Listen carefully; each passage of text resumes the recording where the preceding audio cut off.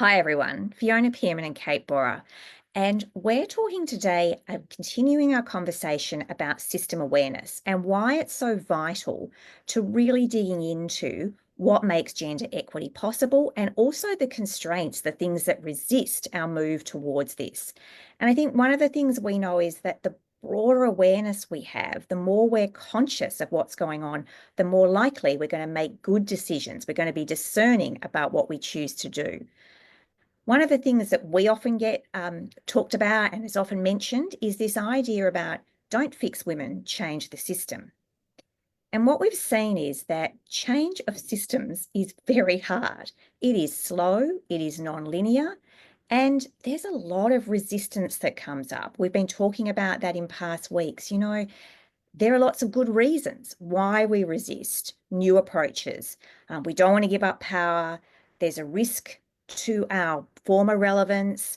And so we've really been digging into this conversation about the part that everybody has to play in thinking about how do we make this easier? How do we get to the point where we can change the system? Yeah, I think last week we talked about systemic principles. And if you didn't catch that, I'd encourage you to take a look, and we'll make sure there's a link below around that. But we started this conversation at the beginning of the month around how do we change the system? How do we fast track, right? How do we accelerate action, to reference the IWD themes? And one of the opportunities was, there's a lot of men in the system, some that advocate and amplify change, some that resist it, and there's a whole bunch in the middle that are undecided or perhaps on some level invisible. And so we held a round table last Friday, which was incredible, with a whole bunch of people within our network.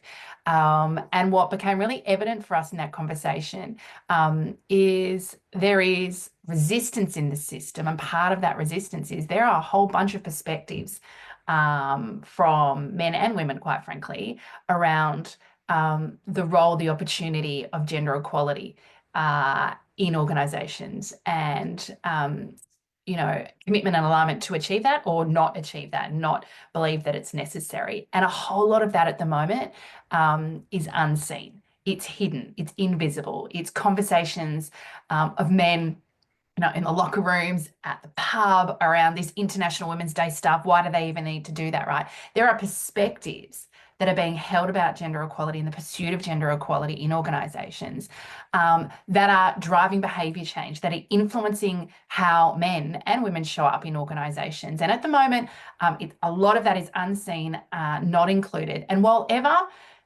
we don't acknowledge it, while ever we can't see it, we can't do anything about it, right? And that's not necessarily to change everyone's perspectives on this, but there is a whole bunch of attitudes, fears, that at the moment are absolutely impacting system change and effectively driving the resistance to some of the change that we're seeking to deliver real gender equality across organisations. And so our ability to see it, our ability to include it, not to make it right or wrong, but to include it, to acknowledge it, allows us to then be able to do something with it. Yeah, I think what we've got here is we want to change systems. We want to work tirelessly. We want to advocate for that, and we want to change structures so that that's possible. And at the same time, systems are made up of people, of individuals, and those individuals need to at least have consciousness around what's going on and to be able to make good decisions. And if we don't resource people in the system, that we've all been raised with a lot of gender norms, a lot of ways in which that are right or wrong, the way we should go about things. And so if we're not having good conversations about that, if we're not acknowledging the stuff that's driving what we're doing now, then we will, to some degree, we'll be stuck with what we've got, because until we include that, until we have those conversations, until we dig into that. And, our work started very much with how do we resource women? What we were conscious of is that women, to some degree, have been raised with quite a large disadvantage in the current system. We've internalized a whole lot of messaging, a whole lot of ideas about being good girls, nice girls, yes girls, putting everyone else's needs before our own. And these are just kind of rules of the game. These are just ways in which we've been told we need to behave. And so unless we're willing to disrupt that and look at those underlying beliefs, some of the things that people think that's really core to who I am, until we're willing to have conversations, they just sit there and they drive behavior and they stop change. So what we do know is that there's an opportunity to work tirelessly to support system change, and through work like with Gia's, it's bringing some of the discrepancies to light, some of the gaps that exist to light. We can at the same time change the system, do the good structural pieces, and resource the people in the system. And I think what we've seen in our work is when organizations tackle this holistically, quite a lot happens. It's very different. We were in a round table last week and we had people that, from organizations where we've worked for a number of years.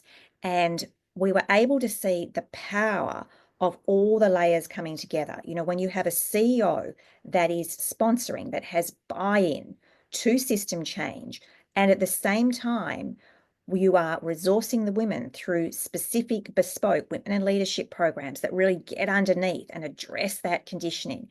And then you have a group of people, and quite a lot of these are men, who are supporting, being part of, who are sponsoring, advocating for, encouraging people to do something different. All of those pieces together, that leads to system change. Yeah, I think a couple of highlights there, right? A CEO making this a priority and setting an expectation for his leaders to drive and support gender equality. It's about supporting women at an individual level. And a lot of our work is very much the bottom-up system change, right? When we have individuals showing up differently, making different choices, taking different actions, who are also paying that forward with their colleagues, women in their network, in that organization. We're starting to, drive different thinking at an individual level. Collectively, that starts to drive system change, right? Behavior, more collective, broader behavior change. Secondly, when we have leaders, men and women, who are sponsoring, supporting, who have had the opportunity to take care of and be aware of maybe their own relationship with the role of gender equality initiatives in the organisation, when we're able to include some of the perspectives, the unsupportive perspectives, the perspectives where people think the job is done, or actually that this is unfair. When we're able to spotlight that, include that, and then take care of that in whatever form, we're able to see the force at play. We're able to then be able to either resource, right, a broader leader set to support some of these initiatives that by virtue of that will start to drive a more inclusive culture across more than just gender equality initiatives as well. And so when we can operate at all of these levels, that's where we get momentum, right? That's where we actually get exponential change, because we've got everyone on the same page moving forward and everything is included. Yeah, I think, we talk about allyship as being incredibly important. We want leaders, we want influencers in the system, we want those people in the middle, and a lot of those may be men, to understand the benefits to everyone of gender equity. And to be able to do that, to really start to dig into some of these deeper layers, that requires that we provide safe forums. It was a big theme in our roundtable last week that it's not enough to just talk about this and say it's important. Until we provide those spaces where people feel they can talk about the things that maybe they don't agree with, or they don't like, or they think are not being included, until they're able to reckon with that, they won't actually have a perspective about how they can do anything differently. So it's really, there's kind of an onus on us all here to figure out, how can we support and include everybody? How can we make sure that voices are given opportunities to share things they're struggling with or they're frustrated with, so that together we can move towards doing things differently, experimenting, trying things. And through those individual and collective movements, we will drive really powerful and sustainable system change. We're going to leave it there. If you've enjoyed today's confidence conversation and you know someone in your network could benefit from it, we'd love for you to share it with them by tagging them below. If you'd like to see more of these conversations, head over to our YouTube page. Hundreds of videos over there in playlists. Be sure to subscribe and you'll be notified when a new video is added. And if and when you're ready to go deeper with your relationship with core confidence, or you'd like to explore how we can support your organisation to grow and develop your female talent pipeline, please visit our website, quantumimpactgroup.com.au or coreconfidence.com.au.